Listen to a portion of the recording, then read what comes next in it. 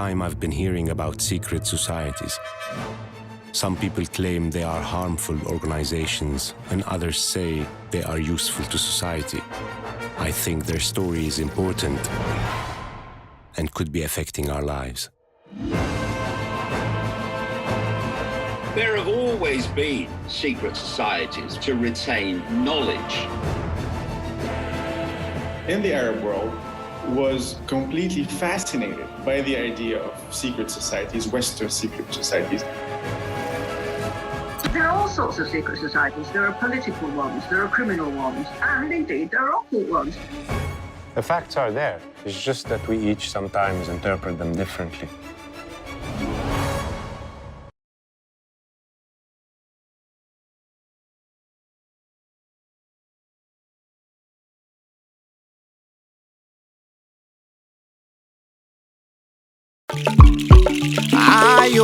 Wams, Mr.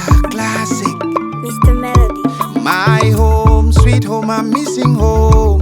Away from home, but I'm close to home. I have made it, this year I'm going home. Time to fly, time to land, I'm going home. My home, oh, I'm coming home. Away from home, but I'm feeling home.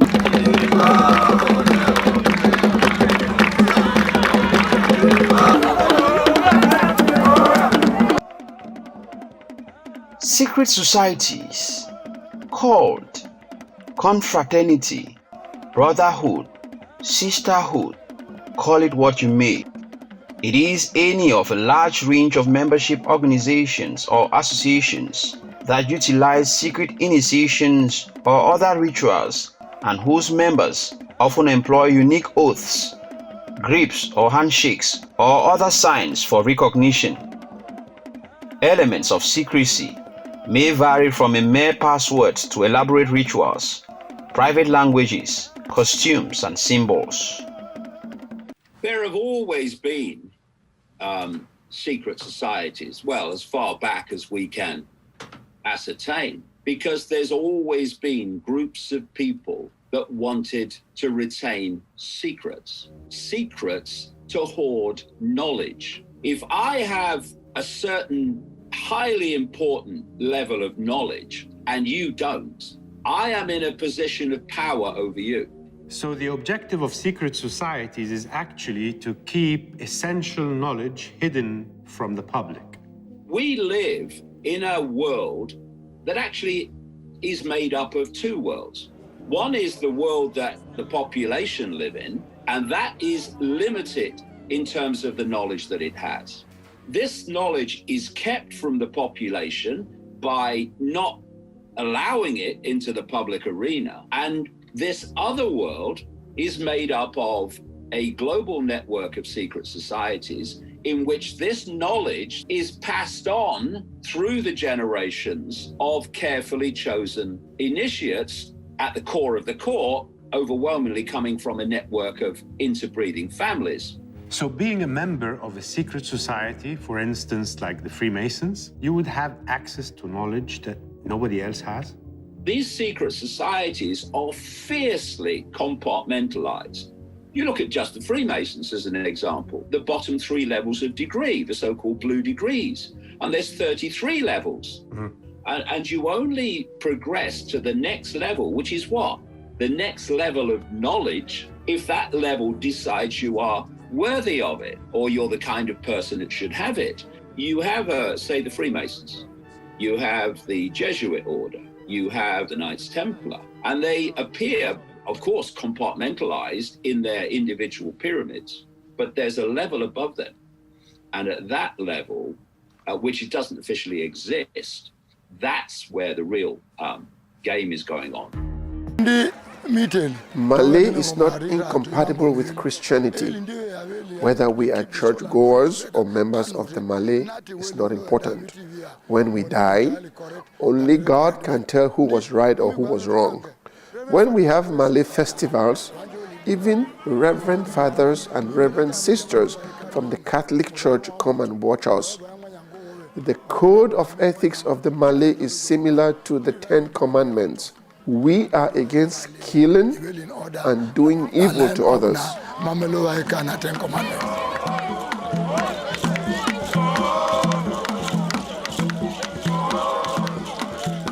worked as a priest in Nigeria, and I know the influence of culture, traditional culture on African Christians. There's a stronger influence on people from the culture that they grew up with. They embrace Christianity at a point in their lives, but the culture they grew up with, which surrounds them every day, is very strong too. And that is the reason why you find people living both ways. They are Christians and they are also people of the world.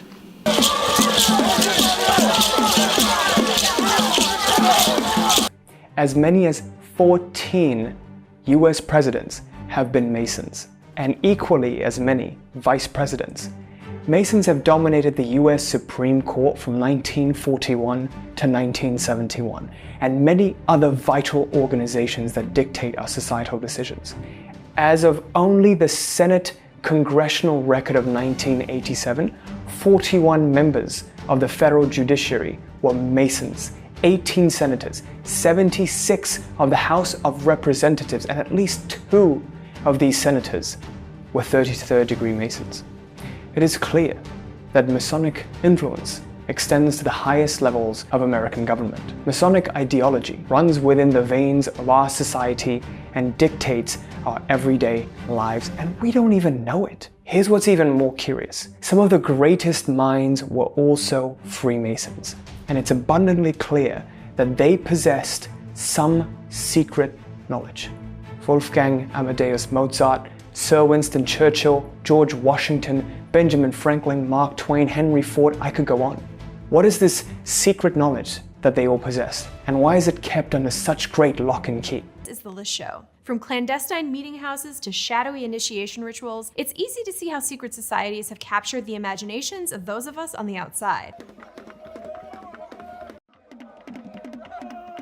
Common examples in the western part of the world are the Freemasons, the Illuminati, the Bilderberg Group, the Order of Skull and Bones, the Caribbean Senior Society, the Knight Templars, and so on.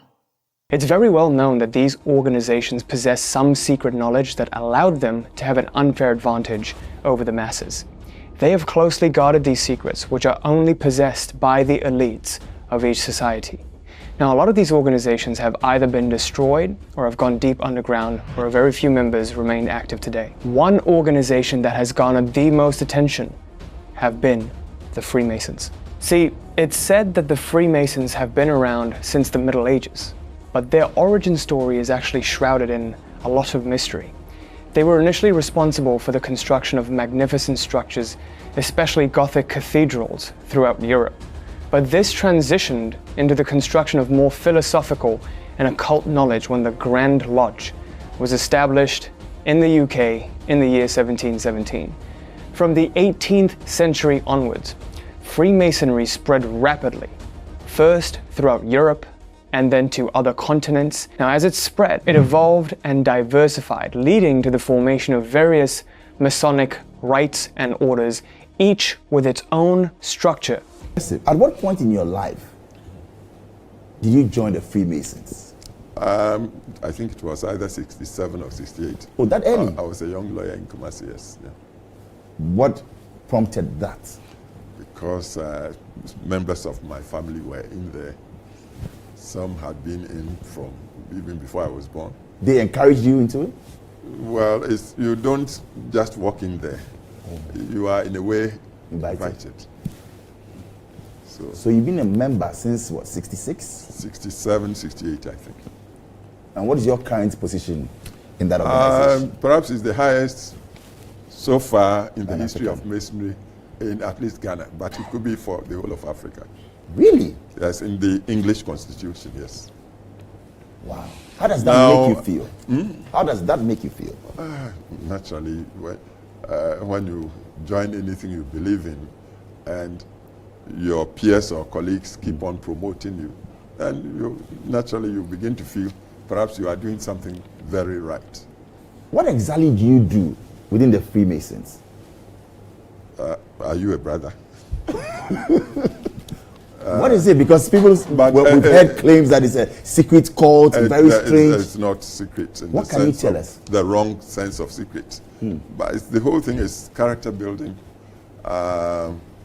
It's a system that would make a man appreciate or develop a sense of limits, accepting the Creator as the maker, giver of everything.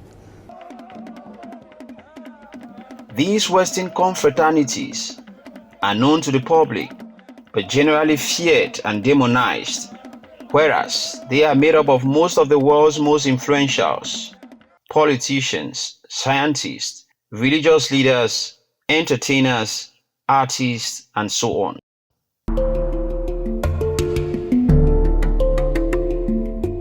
My father was a Freemason, my grandfather was, so I asked to join, and they were delighted, and I had to have an informal interview, got asked a few questions, and then the date was set for when I joined.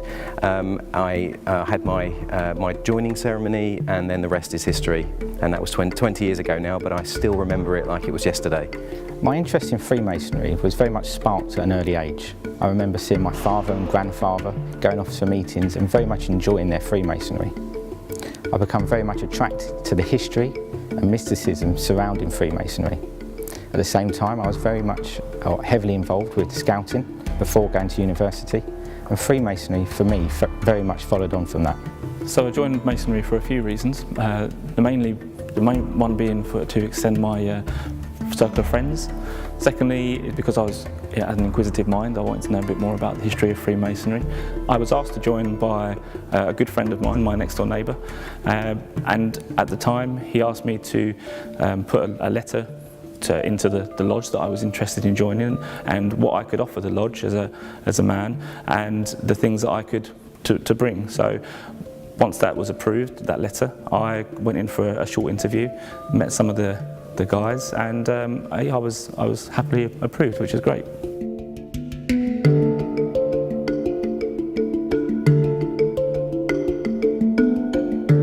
When I joined Freemasonry, I thought I was just joining a single lodge, but actually I've joined a much larger community. I've made very good lifelong friends from a number of different lodges. We now have a young Masons club called the Essex Cornerstone Club, which provides an opportunity for like-minded individuals to come together and take part in social and charitable activities throughout the year. So in Freemasonry we sometimes have to stand up and do some talking, and the good thing about that is that I can take that back to my work environment as a transferable skill. So being able to have that confidence and stand up and talk to people almost with authority gives me a good standing at work. First of all, it's enabled me to meet people from various backgrounds that I don't think I would have had the opportunity of meeting before. I travel for work quite a lot, so whether that's local or international, I've got a great connection across the world. I think secondly, it's given me great life skills. In our lodge meetings, we stand up and we present and we talk, and that's great. And we do the same at work, so it gives me confidence at work.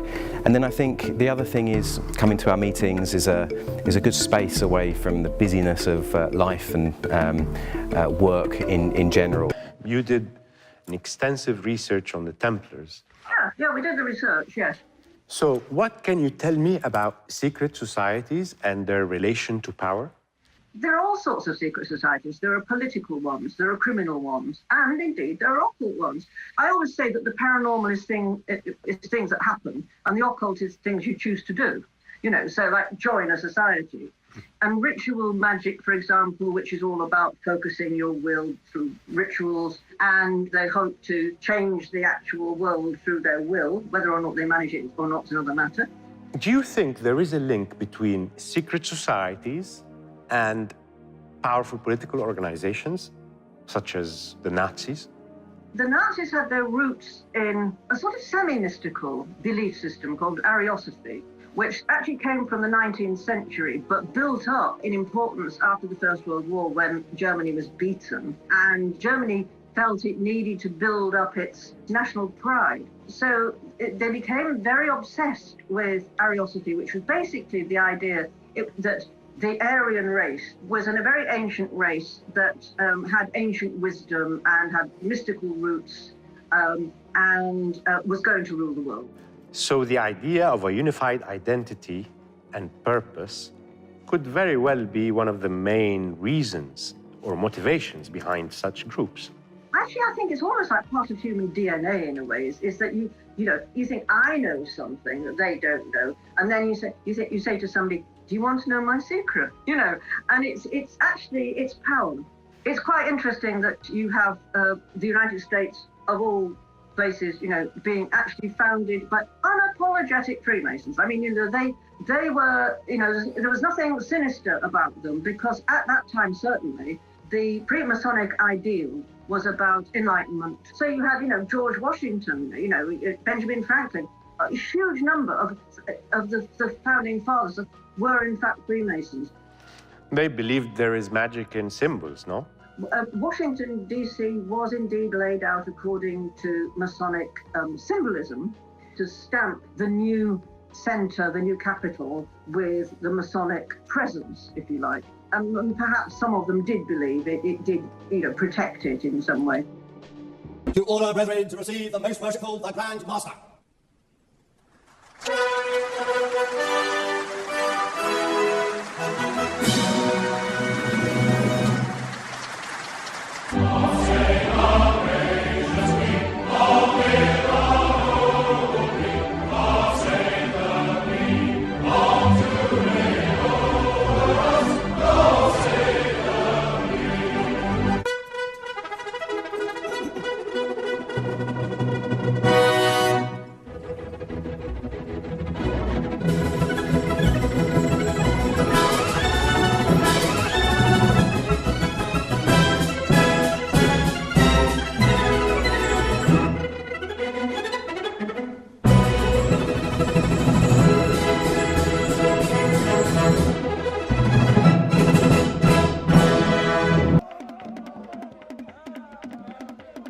Africa has a plethora of secret societies that have existed long before colonization, and therefore challenges the narrative that Western confraternities like the Freemason, the Rosicrucian Order, the Illuminati, and religious sects are the first or lone spiritual confraternity on the continent.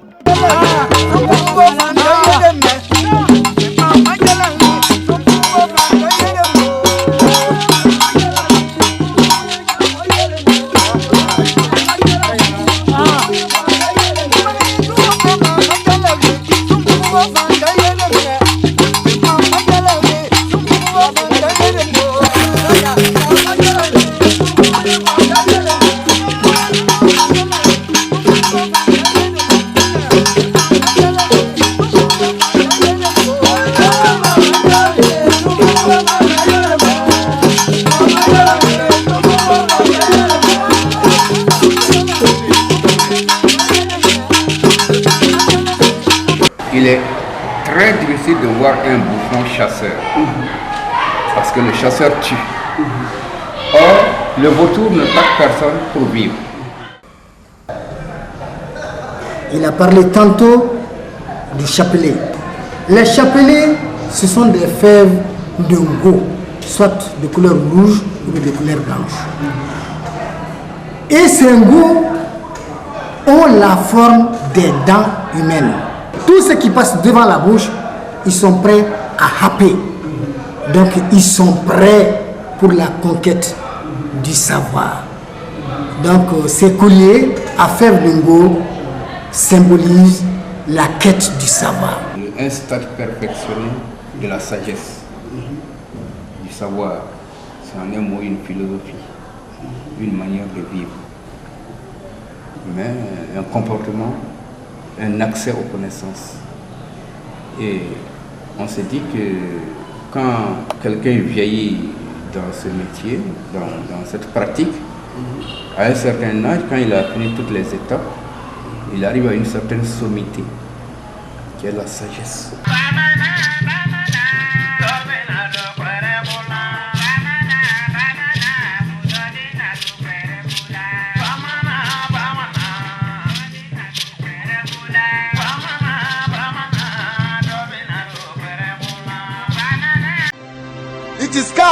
Korotaya, Korotaya. It is only those that live by the riverside that hear the proper cry of Ekoroko die.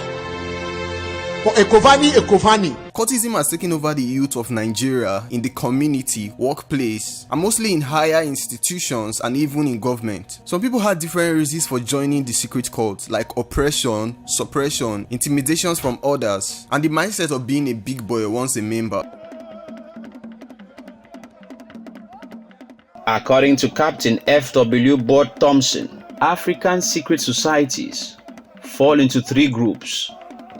That is the mystic and religious, the democratic and patriotic, and the subversive and criminal.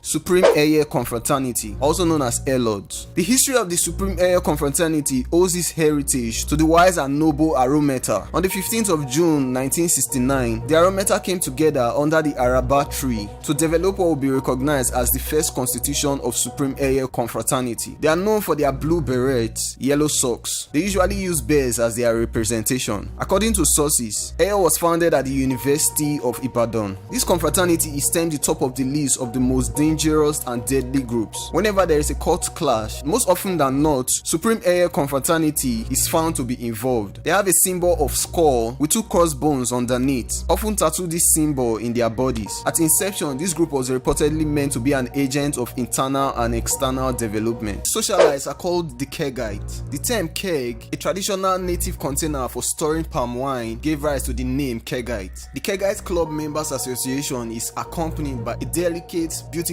atmosphere that is difficult to describe. The club originated from the University of Ile-Ife, now known as Obafemi Awolowo University. The club was formally formed in 1962. The club has its first chief in the person of late Professor Olusegun Adeshina. According to research, the aim and objective of the Kegite Club are to conserve and advance African culture, as well as to advance world peace, revive the cultural knowledge of their ancestors, and encourage truthfulness and honest behavior among all members while discouraging racism and tribalism. Supreme Vikings Confraternity, also known as Arobaga. Supreme Vikings Confraternity is a Nigerian confraternity founded in 1984 at University of Port Harcourt, Rivers State, Nigeria. This cult was founded by students who broke out of the Bucanian Confraternity, and their nicknames were Rising Angel Dicamelios, Arofons Etorigo, Captain Trupens, Unjamena, and Aro Eric the Red. They are known for wearing a black beret tied with a red ribbon and putting on red stockings. Their handshake are spotted by clawing each other. The confraternity boasts of having members in high government offices, which according to them guarantees its members a good future after graduation. Initiation is said to occur once in 2 years. They have street wings in this cult, and this group has produced quite a number of outlaws. Blackbriar Female Confraternity. Blackbriar is a female confraternity which was formed in response to the male